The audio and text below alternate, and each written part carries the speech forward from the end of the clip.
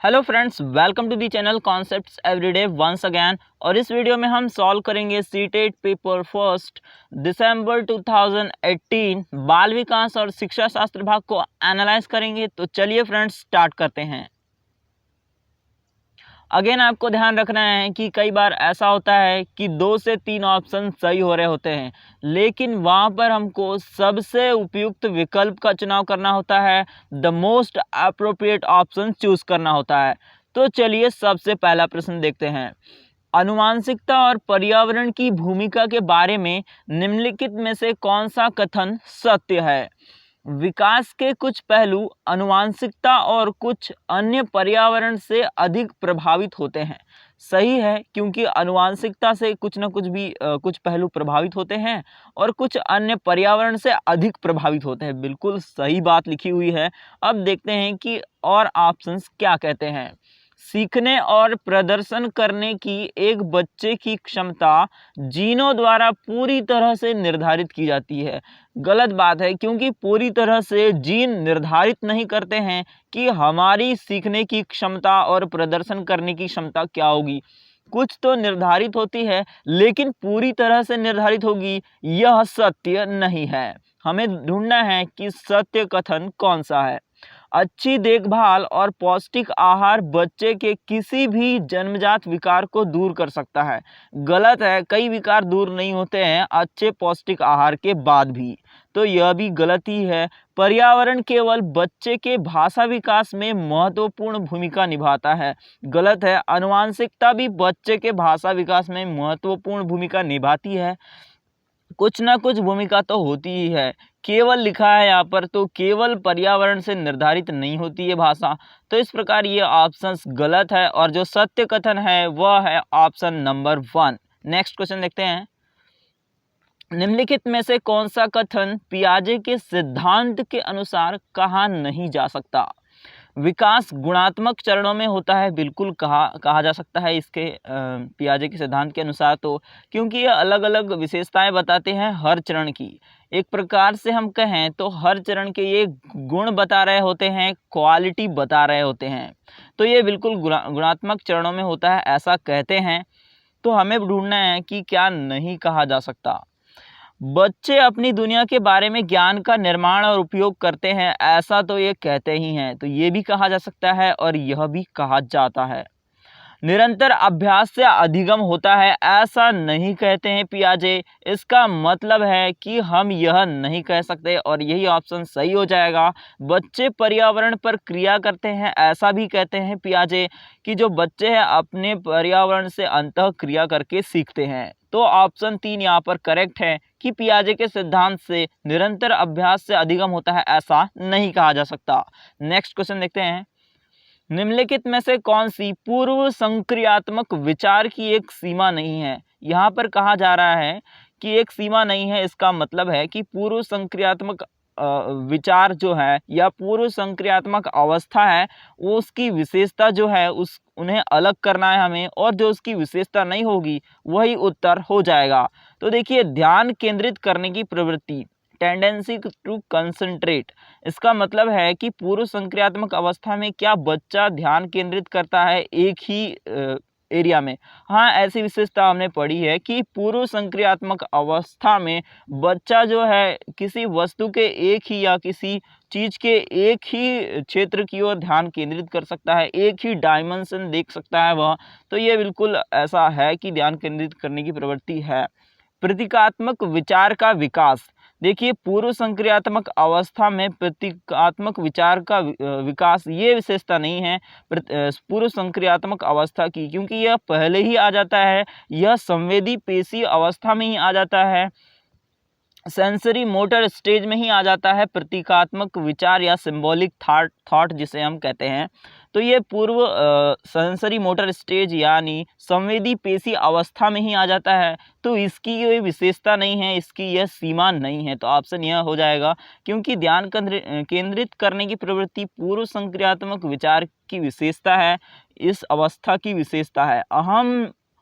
अहम मान्यता, पता नहीं इनको शब्द नहीं मिले हिंदी में, इगोसेंट्रिज्म जो है या हम किसे अहम केंद्रिता जिसे हम कहते हैं, ये भी गुण होता है पूर्व संक्रियात्मक अवस्था का। पता नहीं सीटेट वालों के पास हिंदी में ऐसे शब्दों की कमी हो जाती है, लगता है इनके पास। तो यह भी विशेषता होती है। अनुत्क्रमणीयता भी पूर्व संक्रियात्मक विचार की विशेषता होती है। तो ये तीनों जो है पूर्व संक्रियात्मक विचार की विशेषता है या सीमा है। तो यहाँ पर हो जाएगा ऑप्शन 2 करेक्ट। नेक्स्ट क्वेश्चन देखते हैं। खालिस्तान के अलावा निम्नलिखित कारणों से खेल युवा बच्चों के विकास में एक महत्वपूर्ण भूमिका निभाता है। अब बताना है हमें कि जो युवा बच्चों के विकास में है खेल महत्वपूर्ण भूमिका क्यों निभाता है और क्यों नहीं निभाना चाहिए, या ऑप्शंस क्या गलत होगा उसके अलावा पूछा गया है। वे अपने शरीर पर निपुणता प्राप्त करते हैं, खेल से ऐसा होता है। यह उनकी इंद्रियों को उत्तेजित करता है, बिल्कुल अच्छे से उपयोग करने लगते हैं वे। यह समय बिताने का एक सुखद तरीका है। क्या यह विकास का महत्वपूर्ण भूमिका निभाने का तरीका है? बिल्कुल नहीं है। समय बिताने का सुखद तरीका तो नहीं है। यहाँ पर मज़ा आता है लेकिन सुखद नहीं होता है। यहाँ पर अपने आप को न्यौछावर करना होता है खेल में। तो यह ऑप्शन सही नहीं लग रहा है। वे नए कौशल हासिल करते हैं और सीखते हैं कि उन्हें कब उपयोग किया जाए। बिल्कुल सही है, यह महत्वपूर्ण है, यह भी महत्वपूर्ण है और यह भी महत्वपूर्ण है, लेकिन यह कम महत्वपूर्ण लग रहा है। तो ऑप्शन 3 यहाँ पर करेक्ट हो जाएगा। नेक्स्ट क्वेश्चन देखते हैं। निम्नलिखित में से कौन सा प्रश्न बच्चों को गंभीर रूप से सोचने के लिए आमंत्रित करता है? क्या आप इसका उत्तर जानते हैं? तो बच्चा हाँ या ना कह देगा, इसमें कोई गंभीर रूप से सोचेगा नहीं। सही जवाब क्या है ये भी हाँ या ना कह देगा या बता देगा सही जवाब ये है या वह है, इसमें कोई गंभीर सोचना नहीं पड़ेगा उसको। क्या आप इसी तरह की स्थिति के बारे में सोच सकते हैं, यह भी हाँ या ना में उत्तर दिया जा सकता है इसका। तो यह भी कोई गंभीर रूप से सोचने के लिए बच्चों को आमंत्रित नहीं करता या इस प्रकार से उन्हें उकसाता नहीं कि आप अच्छे से सोचिए, गंभीर रूप से सोचिए। विभिन्न तरीकों से हम कैसे हल कर सकते हैं, यह बिल्कुल गंभीर तरीकों से सोचना पड़ेगा कि एक ही समस्या का समाधान हम कैसे अलग अलग तरीके से कर सकते हैं, विभिन्न तरीकों से कर सकते हैं। इसमें बच्चों को तो सोचना पड़ेगा। तो इसमें सबसे उचित विकल्प हो जाएगा ऑप्शन 4। नेक्स्ट क्वेश्चन देखते हैं। निम्नलिखित में से कौन सा विकल्प प्रगतिशील शिक्षा का सबसे अच्छा वर्णन करता है?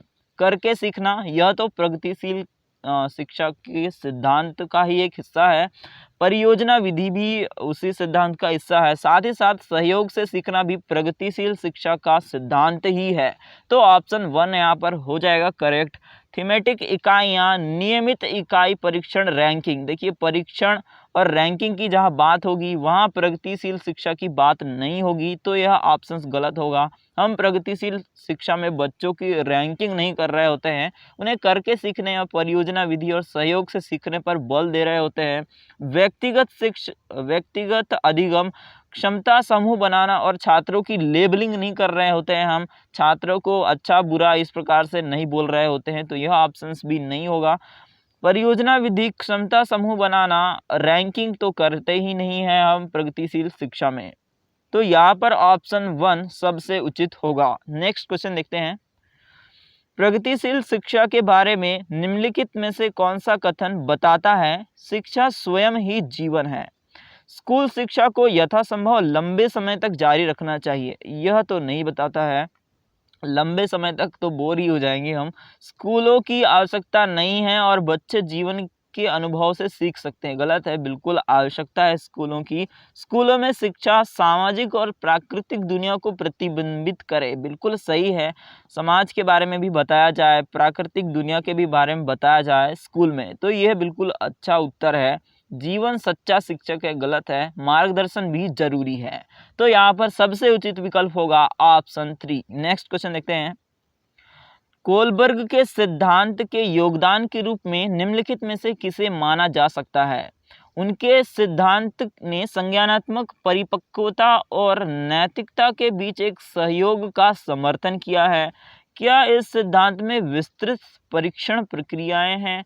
क्या यह नैतिक तर्क और कार्यवाही के बीच एक स्पष्ट संबंध स्थापित करता है, या उनका विश्वास है कि बच्चे नैतिक दार्शनिक है?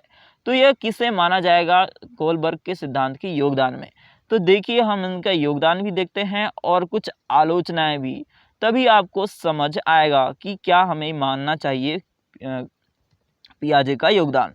तो देखिए कोलबर्ग पियाजे के काम से प्रेरित थे, जो पियाजे ने काम किया था उससे प्रेरित थे।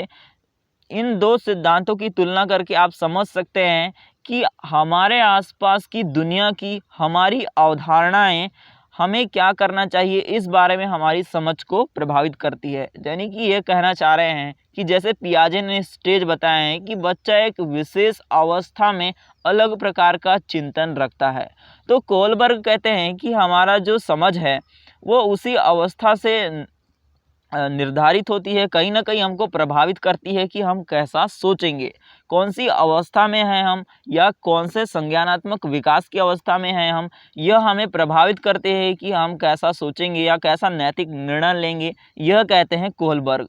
तो यहाँ पर देखिए एक संबंध स्थापित हो गया संज्ञानात्मक परिपक्वता और नैतिक परिपक्वता के बीच। तो ऑप्शन 1 यहाँ पर करेक्ट हो गया कि इनका योगदान होगा। अब देखिए ये क्यों नहीं होगा, क्योंकि प्रक्रियाओं के बारे में बात नहीं करते हैं कोलबर्ग की, कैसे हम परीक्षण करें नैतिक नियमों का, कई इस प्रकार की कोई परीक्षण नहीं बताते हैं कि नैतिकता का हम परीक्षण कर सकते हैं। यह नैतिक तर्क और कार्यवाही के बीच एक स्पष्ट संबंध स्थापित नहीं करते हैं। क्यों ये कहते हैं, ये तो संदेह करते हैं कि कई बार ऐसा भी हो सकता है कि कोई जो बच्चा है अलग नैतिक निर्णय लेगा, कोई स्पष्ट क्लियर कट ऐसा ही होगा यह नहीं बताते हैं। उनका विश्वास है कि बच्चे नैतिक दार्शनिक हैं, ऐसा भी नहीं कहते हैं, क्योंकि इनकी आलोचना आप देख लीजिए। यहाँ पर उत्तर है ऑप्शन 1, लेकिन हम आलोचना से और अच्छे से समझ लेते हैं। देखिए कोलबर्ग की आलोचना की जाती है। इन आलोचकों का तर्क है कि कोलबर्ग के नैतिक विकास के चरण कोलबर्ग के अपने स्वयं के नैतिक विश्वासों को मनोवैज्ञानिक तथ्य बनाने का प्रयास है। ये कह रहे हैं आलोचक कि जो कोलबर्ग के भी विश्वास है, नैतिक विश्वास जो भी होने चाहिए, उनको इन्होंने मनोवैज्ञानिक तथ्य बता दिया है कि यही होगा और इस प्रकार की स्टेज होगी बच्चों की। और एक दूसरा आलोचना है इनकी कि कोलबर्ग का नैतिक विकास का सिद्धांत सवाल करता है कि क्या किशोर भी प्राप्त कर सकते हैं जो अवस्था उन्होंने बताई है, ऐसी अवस्था नैतिक तर्क के इस स्तर पर। ये अध्ययन उसके निष्कर्षों पर काफ़ी संदेह करते हैं कि क्या कभी किशोर जो लास्ट स्टेज है इनकी कोलबर्ग की थ्योरी की, वो प्राप्त करेगा या नहीं करेगा, ये बिल्कुल संदेह करते हैं। ये तो क्लियर कट नहीं बता रहे हैं यहाँ कि नैतिक विकास बच्चों का इसी तरह से होगा, बिल्कुल संदेह करते हैं, यह स्पष्ट नहीं करते हैं। साथ ही साथ कोलबर्ग की उनके इस दावे के लिए आलोचना की गई है कि पुरुषों की तुलना में महिलाओं में उनकी नैतिक तर्क क्षमता की कमी होती है। ऐसा कहते हैं हम कोलबर्ग कि महिलाओं में नैतिक तर्क क्षमता की कमी होती है पुरुषों की तुलना में। तो ये भी इसमें आलोचना होती है और इस पॉइंट से भी कोलबर्ग की थ्योरी की आलोचना से क्वेश्चन पूछा गया है सीटेट में ही कि इनकी थ्योरी को क्या माना जाता है, मेल बेस्ड थ्योरी कहा जाता है कि पुरुषों की नैतिकता पर ज़्यादा प्रभावित होती है यह थ्योरी, ऐसा कहा जाता है इस सिद्धांत को। फिर और भी इनकी आलोचनाएं हैं, उसमें कहते हैं कि लोग अक्सर अपने नैतिक निर्णयों को में महत्वपूर्ण असंगति प्रदर्शित करते हैं।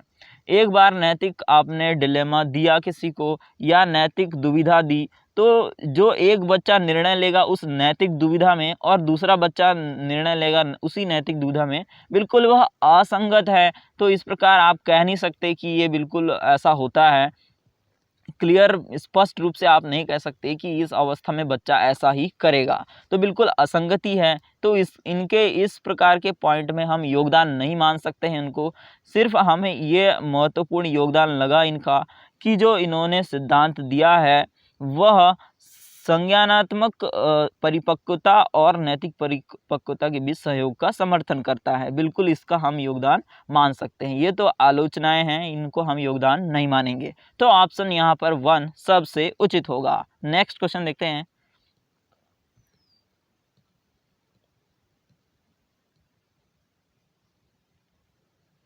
निकटवर्ती विकास का क्षेत्र संदर्भित करता है। देखिए यह है आया है प्रश्न,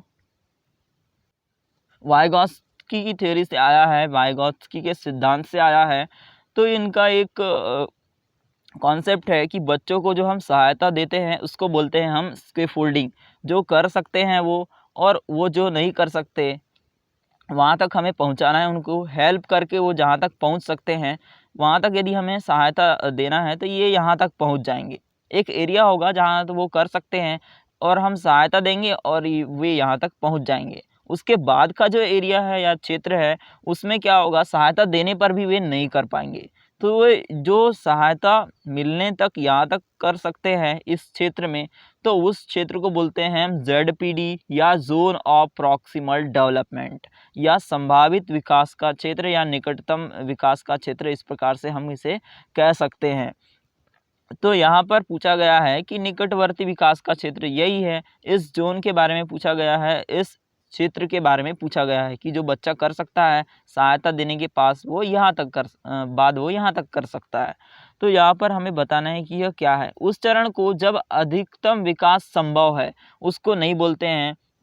निकटवर्ती विकास के क्षेत्र के बारे में पूछा गया है तो क्षेत्र यह है, यह आखिरी में ये कर सकता है, यहाँ तक ये नहीं पूछा गया है। जो क्षेत्र है उसके बारे में पूछा गया है तो ये नहीं हो जाएगा। उस विकासात्मक चरण को जब बच्चा सीखने की पूरी जिम्मेदारी लेता है, यह भी नहीं होगा। एक संदर्भ को जिसमें बच्चे सहयोग के लिए स्तर के साथ कोई कार्य लगभग स्वयं कर सकते हैं। तो देखिए इसी क्षेत्र के बारे में पूछा गया है कि यहाँ तो कर सकते थे लेकिन सहायता के बाद वह संभवतः यहाँ तक कर सकेंगे। तो इसी के बारे में पूछा गया है, क्षेत्र ZPD के बारे में पूछा गया है और यहाँ भी लिखा है जोन ऑफ प्रॉक्सिमल डेवलपमेंट। तो यहाँ पर ऑप्शन 3 करेक्ट हो जाएगा। उस सीखने के बिंदु को जब सहयोग वापस लिया जा सकता है, ऐसा नहीं है। तो यहाँ पर ऑप्शन 3 ही सबसे उचित है। नेक्स्ट क्वेश्चन देखते हैं। एक उभयलिंगी व्यक्तित्व स्त्री लक्षणों वाले पुरुषों को संदर्भित नहीं करता है। वे में आमतौर पर माने गए मर्दाना और स्त्री गुणों का समायोजन होता है। ऐसा माना जाता है कि जो उभयलिंगी लिंगी व्यक्तित्व है ये दोनों पुरुष और स्त्री के लक्षण हैं उनका समायोजन होता है। देखिए इनकी भाषा हिंदी में इतनी अच्छी इस्तेमाल हुई है यहाँ पर कि आप कह नहीं सकते। में दृढ़ और अहंकारी होने की आदत है, शब्द ही नहीं है उनके पास, ऐसा लगता है। में दृढ़ एवं अहंकारी होने की आदत है, बिल्कुल गलत है, ऐसा नहीं होता है। समाज में प्रचलित रूढ़िवादी लिंग भूमिकाओं का पालन नहीं करते हैं। ऐसा माना जाता है कि ये पुरुष और स्त्री दोनों के गुणों का समायोजन होता है। नेक्स्ट क्वेश्चन देखते हैं।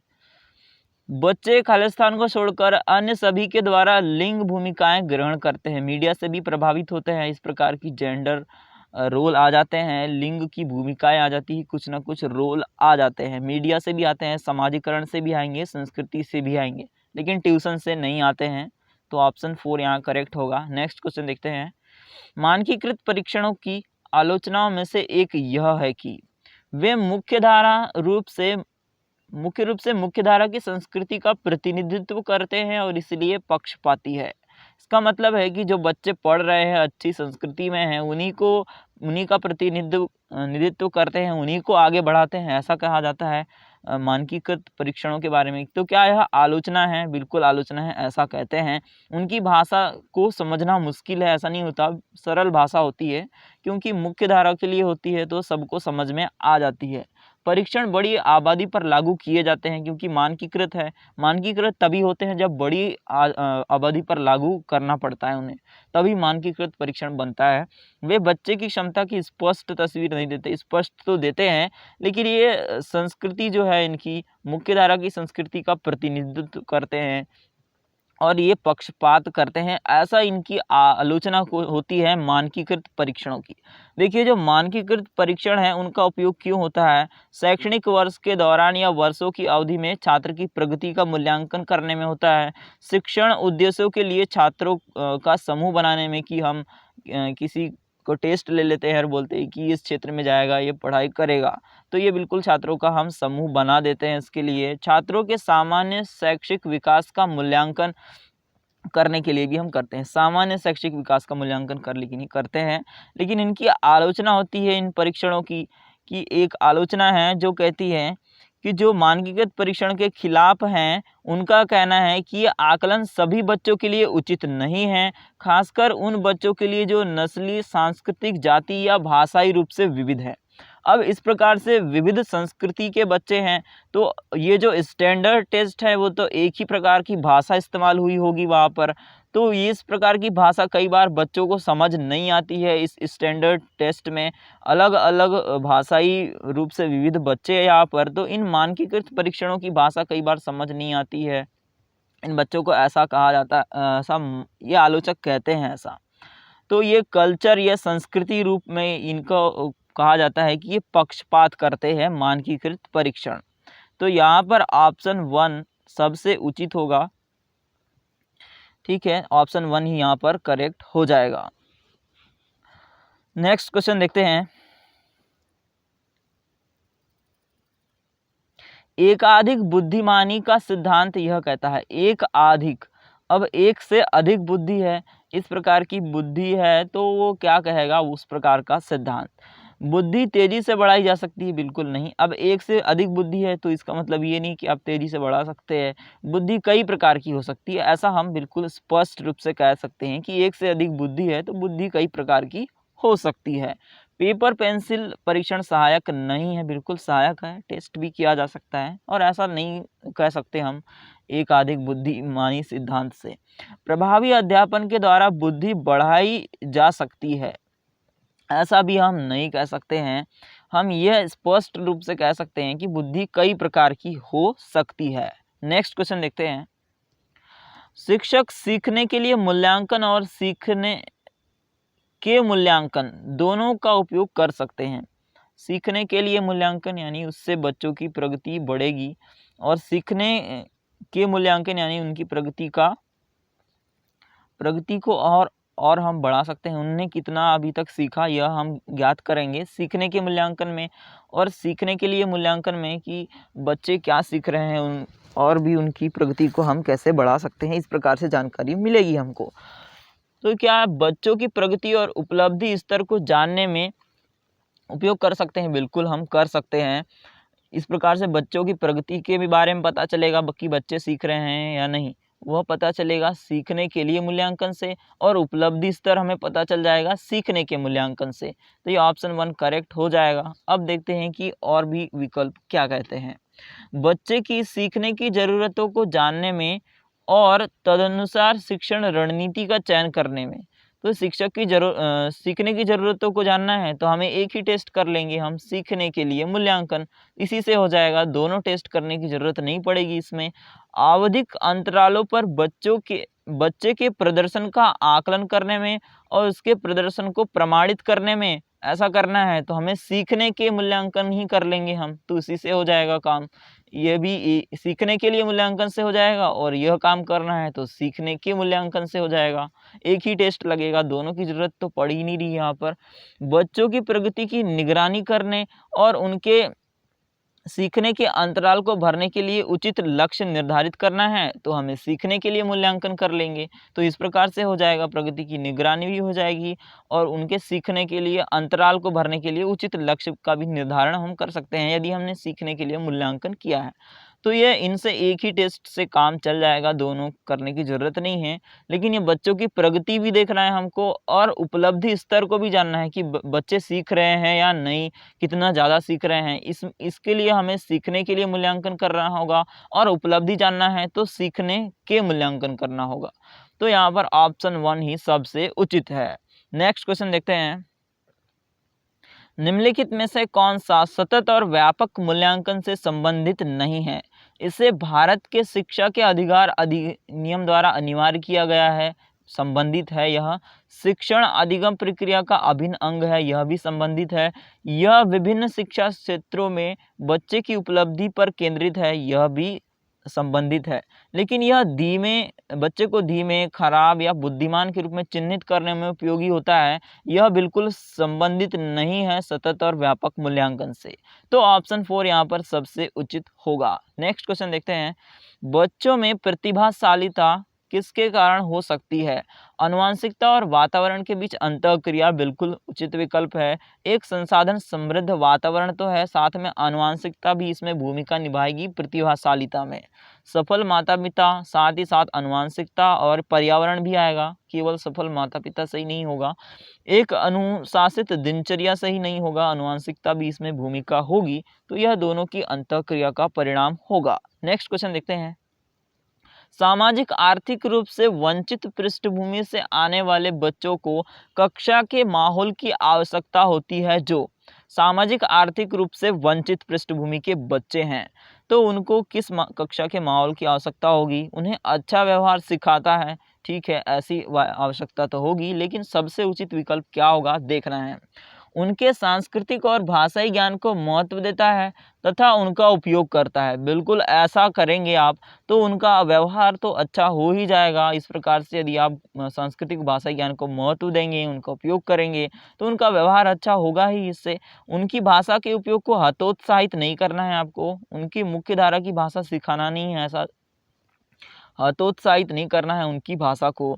बच्चों को उनकी क्षमताओं के आधार पर वर्गीकृत भी नहीं करना है। ऑप्शन 2 यहाँ पर सबसे उचित होगा। नेक्स्ट क्वेश्चन देखते हैं। कक्षा में सृजनात्मक और प्रतिभाशाली बच्चों के लिए आवश्यक हस्तक्षेप निर्भर करता है। सृजनात्मक और प्रतिभाशाली बच्चे हैं तो उनमें आवश्यक हस्तक्षेप नहीं लिखना चाहिए था, यहाँ पर लिखना चाहिए था कि समर्थन या उनका जो है सहायता। इस प्रकार से क्या होगा, उसमें हस्तक्षेप भी हम कह सकते हैं। सृजनात्मक और प्रतिभाशाली बच्चों के लिए आवश्यक हस्तक्षेप किस पर निर्भर करता है कि कितना हम हस्तक्षेप करें, इनकी सीखने की प्रक्रिया पर किस पर निर्भर करता है। शिक्षक द्वारा अनुकूलित और प्रेरक निर्देशन तरीकों के उपयोग पर बिल्कुल सही है। शिक्षक जितना ज़्यादा अनुकूलन करेगा कि सृजनात्मक बालक है तो उनके अनुसार पढ़ाए, प्रतिभाशाली बालकों के अनुसार पढ़ाएं, अनुकूलन करें, अपने आप को उनके अनुसार सिखाने की कोशिश करें। प्रेरक निर्देशन के तरीकों पर कि अलग अलग तरीके से उनको प्रेरित करें कि और अच्छे से आप कैसे सीख सकते हैं। तो ये इस पर निर्भर करता है कि शिक्षक कितना हस्तक्षेप करना चाहिए उनके सीखने पर। उन्हें अतिरिक्त समय तो दिया जाना चाहिए, इस पर निर्भर नहीं करता कि कितना हस्तक्षेप करना चाहिए।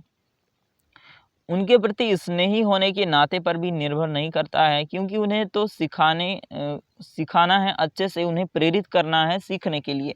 तो स्नेही होने से वे बच्चे सीखने लगेंगे ऐसा तो होगा नहीं।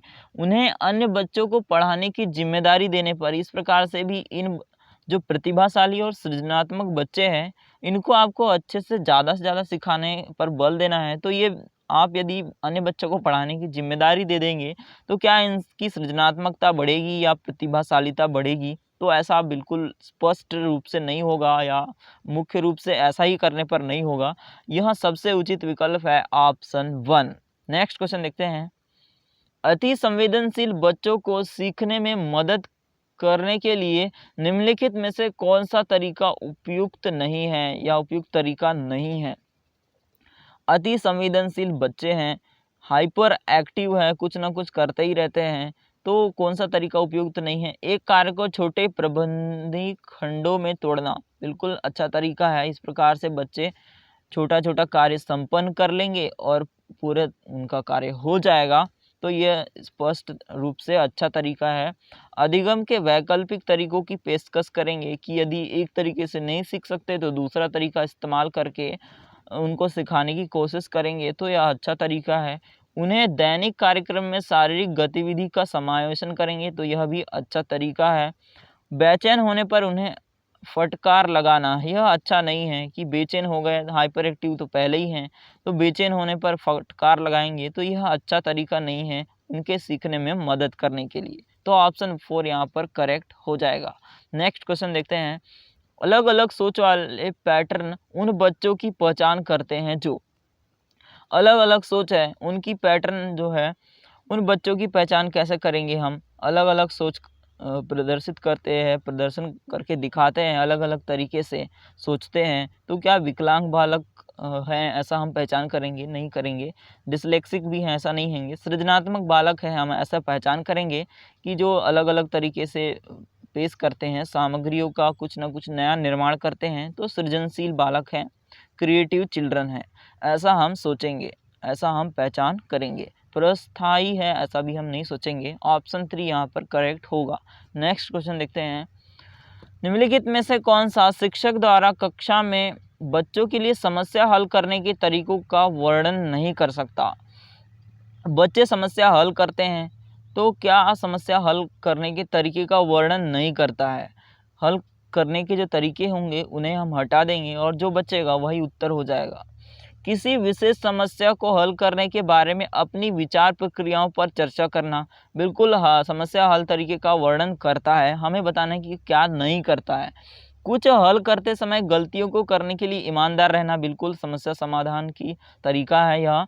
सोच विचार परीक्षण और विभिन्न उत्तरों जैसी शब्दावली का प्रयोग करेंगे कि सोचो, विचार करो, परीक्षण करो कि यह समस्या समाधान होगी इससे या नहीं। विभिन्न उत्तरों जैसी शब्दावली का प्रयोग करेंगे तो बिल्कुल यह समस्या समाधान तरीके का वर्णन करता है। ठीक है, तीनों ऑप्शन करते हैं लेकिन ऑप्शन 4 नहीं करता है, वही उत्तर हो जाएगा। क्योंकि अभिसरण उत्तर वाले प्रश्न पूछ रहे हैं आप, इसका मतलब है इनके उत्तर पहले से ही निर्धारित है या बहुत ही सीमित है।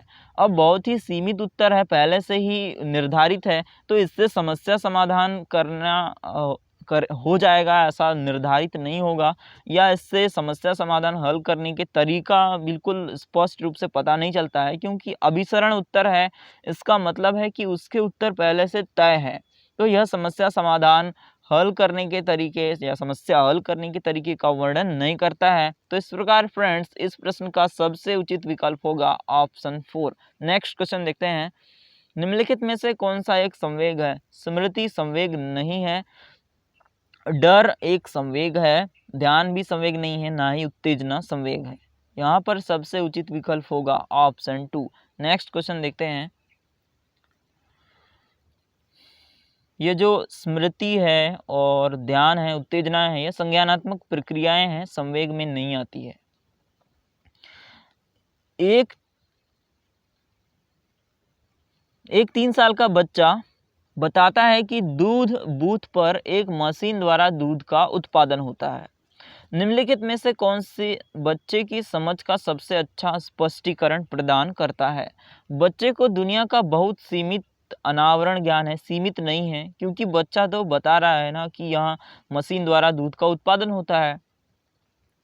बच्चे का जवाब दूध बूथ से दूध खरीदने के अपने अनुभव पर आधारित है। बिल्कुल सही है कि इस प्रकार बच्चे ने दूध खरीदा वहां जाकर, तो उसने जो भी देखा वह बता रहा है, वह तो बिल्कुल स्पष्ट रूप से बताता है यह ऑप्शन।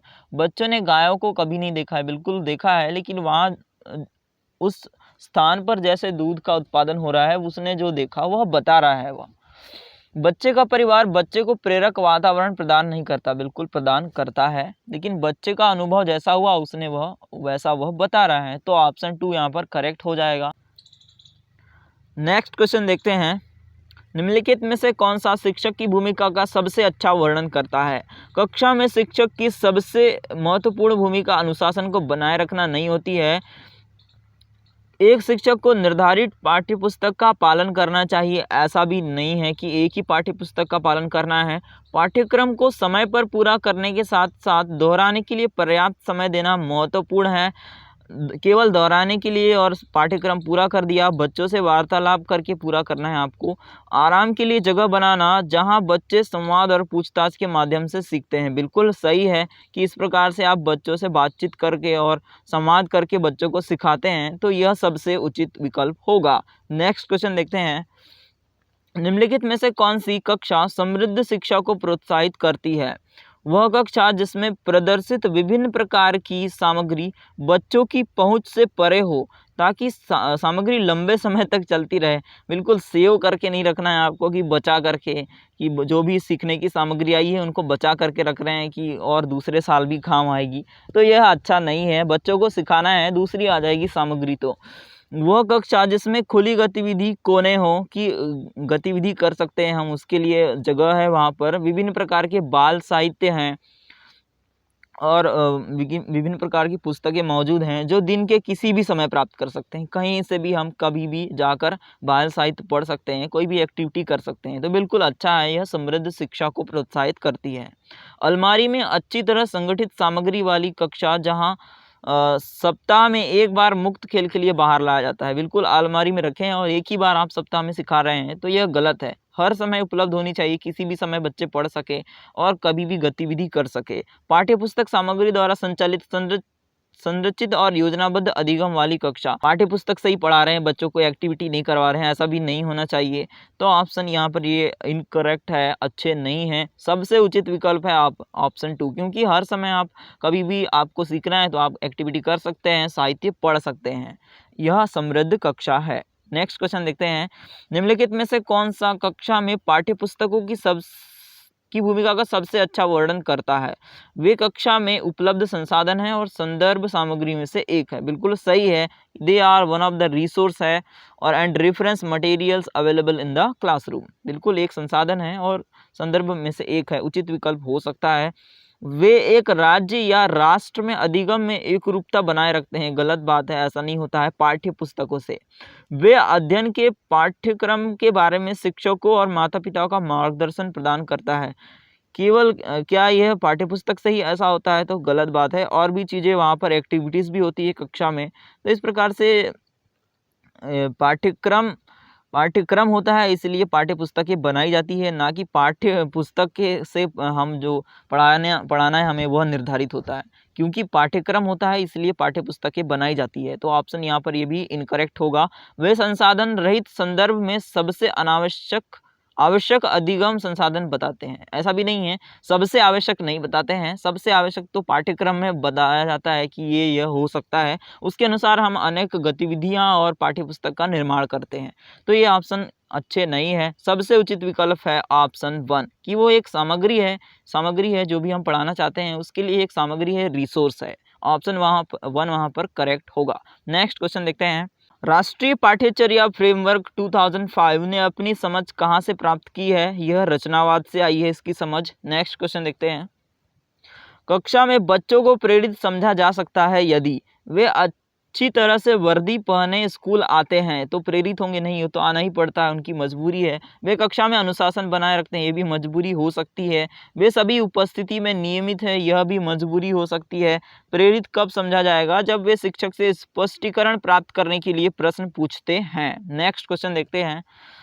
निम्नलिखित में से कौन सा बच्चों में अधिगम में सुधार करने के लिए सबसे उपयुक्त है? नियमित मूल्यांकन परीक्षा आयोजित की जानी चाहिए। सिखाना तो है पहले आपको। शिक्षक को विभिन्न उदाहरणों और चित्रों का उपयोग करके विषय की व्याख्या करनी चाहिए। बिल्कुल सही है, आपने सिखा दिया। इसके बाद यदि आप मूल्यांकन करेंगे तो भी कोई दिक्कत नहीं है। कक्षा में सभी प्रकार की शिक्षण सामग्री होनी चाहिए। क्या सबसे शिक्षण सामग्री होने से ही बच्चे सीख जाएंगे? यदि आप उदाहरण और चित्रों का उपयोग करेंगे तो यहाँ पर शिक्षण सामग्री तो उपयोग हो ही रही है। शिक्षक को वास्तविक जीवन की स्थितियों पर बच्चों को एक दूसरे के साथ बातचीत करने में मदद करनी चाहिए। लेकिन इससे अच्छा उत्तर यह है कि एक दूसरे से बच्चे सीखेंगे और बातचीत करेंगे। तो इस प्रकार से आप मदद करेंगे, वास्तविक जीवन की स्थितियों पर बातचीत करेंगे तो इससे बहुत ही अच्छा अधिगम होगा, अधिगम में सुधार होगा। ये सबसे उचित विकल्प है। नेक्स्ट क्वेश्चन देखते हैं। अनुशासन जो अधिगम वातावरण में एक महत्वपूर्ण भूमिका निभाता है, किस तरह की मदद करता है? बच्चों को अपनी शिक्षा को विनियमित और मॉनिटर करने के लिए बिल्कुल ऐसा करता है कि बच्चे अपनी शिक्षा को देख सकते हैं कि किस प्रकार से वे सीख रहे हैं, मॉनिटर कर सकते हैं अपनी लर्निंग की हो रही है या नहीं। इस प्रकार से अधिगम वातावरण अनुशासन यदि रखेंगे वो तो ऐसा होगा। चुप्पी साधे रहने के लिए भी नहीं होगा, शिक्षकों को निर्देश देने के लिए भी नहीं, बच्चों को उनके पाठ रटकर याद करने में नहीं। अनुशासन जो है वो बच्चों को अपनी शिक्षा को विनियमित और मॉनिटर करने के लिए मदद करता है और यही सबसे अच्छा विकल्प है, ऑप्शन 1।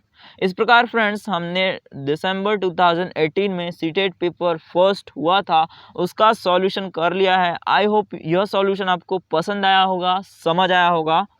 फिलहाल इस वीडियो में इतना ही। Thank you.